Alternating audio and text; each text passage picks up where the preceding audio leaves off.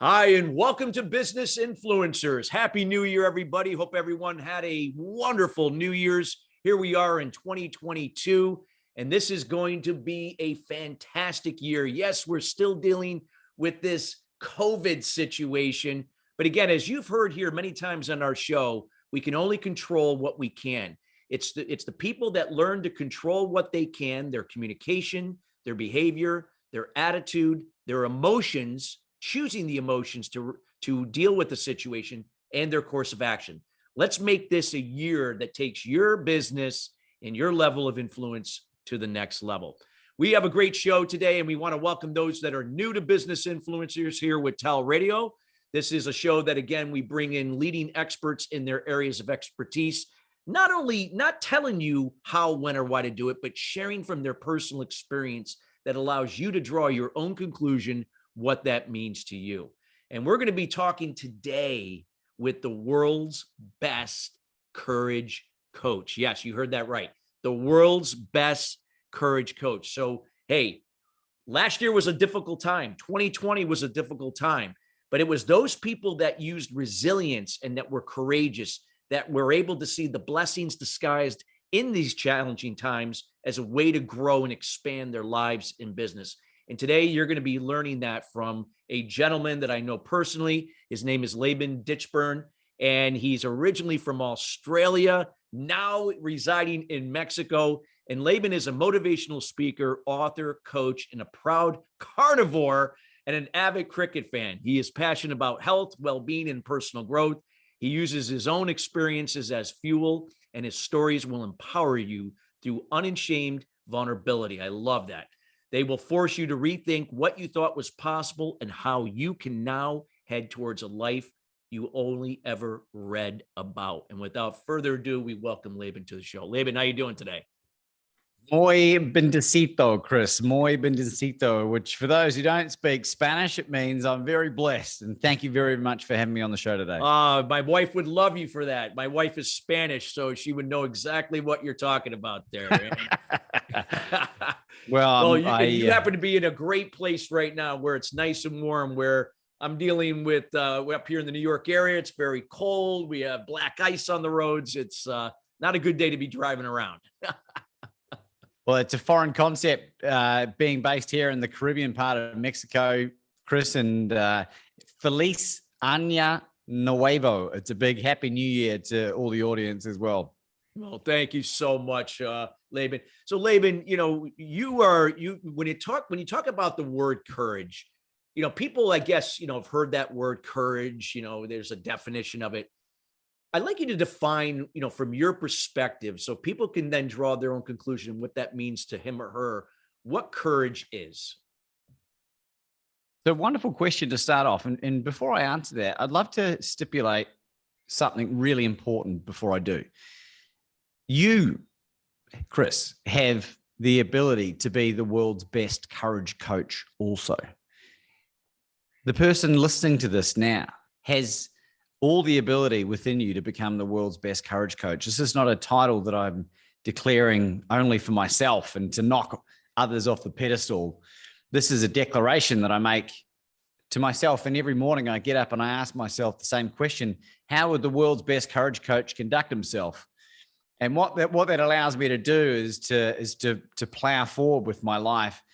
Because to me, and to answer your question, without courage, we would die.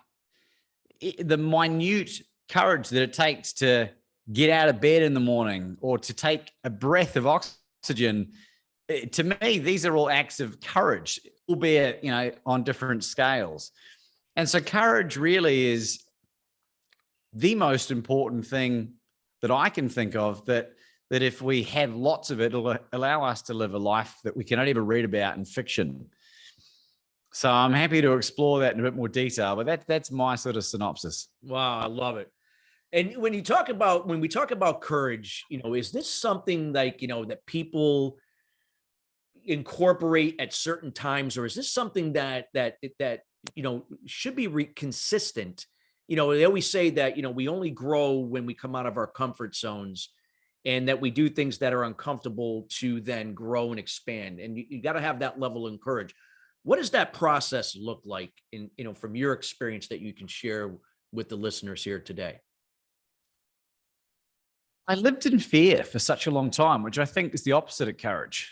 And then I look at that period of my life and I ask myself this question that we can all ask ourselves: how did that work out for you? And not very good was my response. And I think most people would respond in the affirmative to that as well. You look back at all the times in your life where you had opportunities to show courage, to be brave, to take massive, bold and courageous action. And the times that we don't are the times that we seem to most regret. And I think not that we should ever really regret anything, but my life has evolved into a daily miracle, Chris. That's the only way I can describe it. And I still have days where I'm down. Do not get me wrong. It's not all fluffy roses, but the majority of the time that I'm around now, my life is extraordinary. And what I mean by that is it allows me the momentum to affect massive positive change in my own life and the lives of the people around me as well. So in terms of the act of courage, I think taking the most minute step forward is a huge act of courage. And once you realize that the world didn't end by doing that big, brave thing, then that'll allow you the momentum to plow forward and try other stuff. And so that when you do get knocked off your center, which will happen on occasion, you're still so much further ahead than what you would have been if you hadn't. And I think that's the point. If we're not growing, we're dying. And I want to be in a constant state of evolution and growth. I agree. When you look at courage and you look at resilience, everything that you talked about, it's a process. It's not something we do once in a while or when there's a life-changing event or something that we're forced into because of a situation. It's something that we incorporate into our daily lives each day, because things change. There are going to be things that are beyond our control that are constantly changing, and we either have to adapt to it or find ways to go through it to continue to grow. Because if we become complacent and then all of a sudden those things that held us back, that fear, start to creep back in. What would be some things you would recommend to people that are right now, especially during these turbulent times, really struggling to get out of their own way and where that fear is keeping them down at this point? Well, I think that the first one is something that I just said before, was you have to ask yourself this question: how is this working out for me in its current state? How is this working out for me? And if you're not getting the response really great, then you need to reassess what's happening.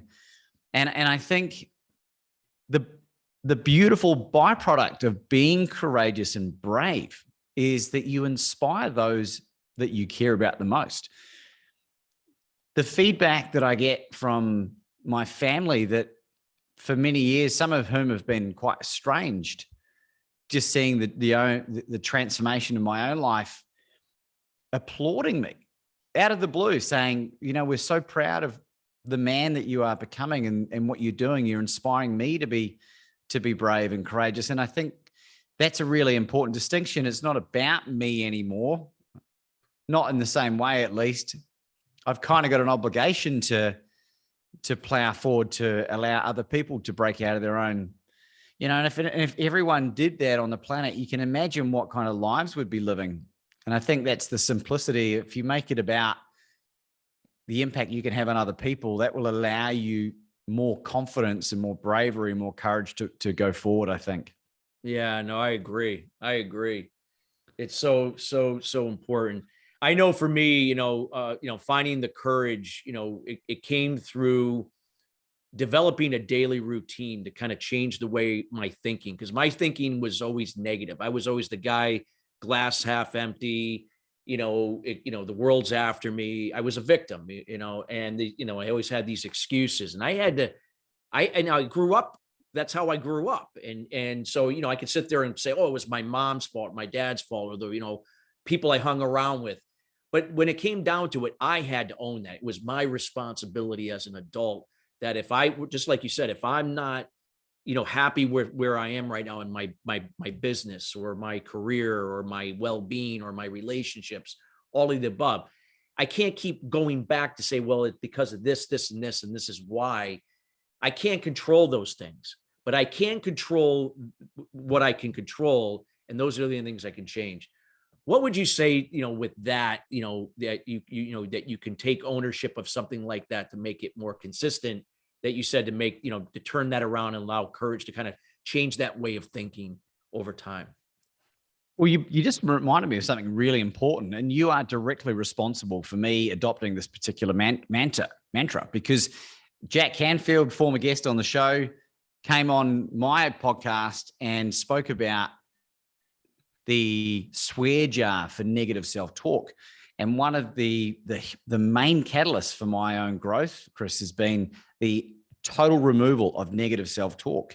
And in terms of being able to help people, why this is really important is, and it's not about being delusional about who you are, but removing the I can't, I'm unable, I won't, to I can, I am, I have.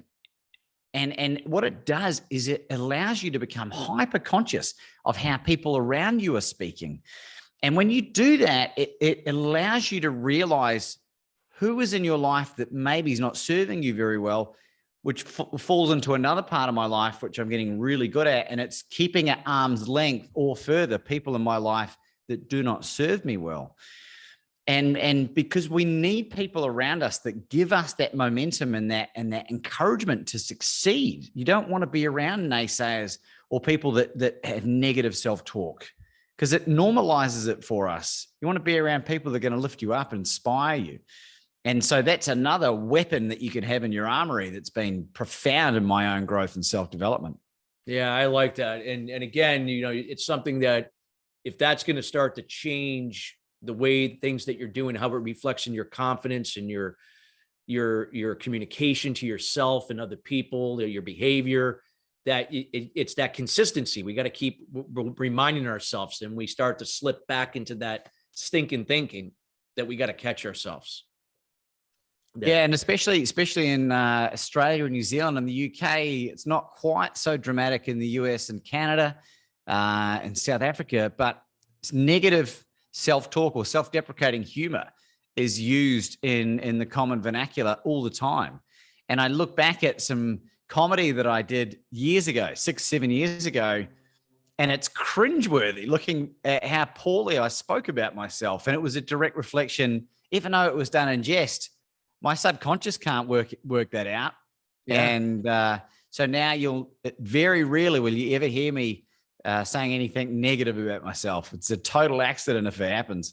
Yeah, no, absolutely. I think that's a great thing, because again, what you say to yourself, reflects itself eventually outside, in terms of the situations that you manifest to yourself. I look back and say, God, all the things that were going wrong, I played a part in that. It was my energy. It was my self-talk. And I'm not saying that everything is like peaches and cream, like you talked about a bed of roses here, but how I look at it is completely different. I look at setbacks, challenges as opportunities to grow. I see them as blessings, as opportunities, knowing that there's going to be a silver lining on the other end, and that I'm absorbing everything that I'm going through to learn. So it's almost like having it's like machine learning, right? If you look at AI and data science, like you're remembering this so that when you have a similar situation, you can draw upon that to be proactive, to offset,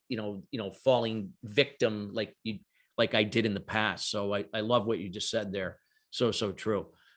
What are some other things that you could share with the audience here, Laban, about courage and how it shows up in our daily lives and in our businesses and anything else that might be important to people? Well, if I could share a story with our audience today, because I think this is a great example of how to take something really challenging and turn it into something amazing. At the start of 2019, I started my very first recruitment business, and I used to work in technology recruitment for 14 years, and I was sick of reporting into someone. I wanted to do it myself. And 2019, the year, was a total unmitigated financial disaster. And I use that term for effect only because it ended up being the greatest blessing in disguise and allowed me to be forced to find my purpose and to move into this speaking coaching for what I'm supposed to be doing, right? And I was just getting back on my feet when COVID hit. I had my first speaking gigs lined up, and I was like, "Come on, God! Like, I'm not religious, but I'm very spiritual." So I was calling out to Allah, Buddha, Jesus, whoever was listening, right? And then what happened was I was like, right, I'm forced to get my message out now. So I created a podcast series, and the podcast transformed my life forever. The podcast allowed me to get Les Brown on the show, like 10 episodes in. He came on, he changed my life forever in that day. He gave me the blueprint to write my very first book called Bet on You. And I'm just holding up a copy, which we released it about a week ago. He wrote the foreword for it.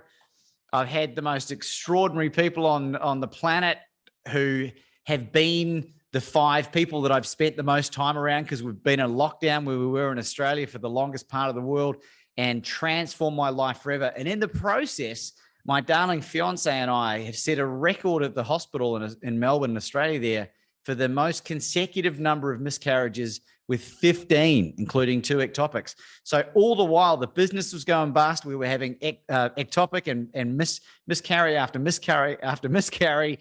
And do I look like a man who's carrying the weight of that around on his shoulders anymore? And I'm not putting on a facade or a front. This is how I am, because I've taken that adversity and I've decided to make it my new superpower, my fuel. And I'm really proud of the book that I wrote, because it's going to help a lot of people and allow them to reclaim the power. Whatever terrible thing you went through, now is your superpower. And that's one real big encouragement that I would share with anyone listening today that's feeling a bit down and out with what's going on in the world. Well, and I love, and what you shared is powerful, and I can relate to you 100%, because I've gone through a similar situation. I'm remarried to my lovely wife, Maria, now for almost 8 years. And I had a son from a prior marriage, and my first wife had 4 miscarriages. And my wife that I'm with today, Maria, we had an ectopic pregnancy, twins that didn't happen. We had 3 in vitros that were not successful. So Wow.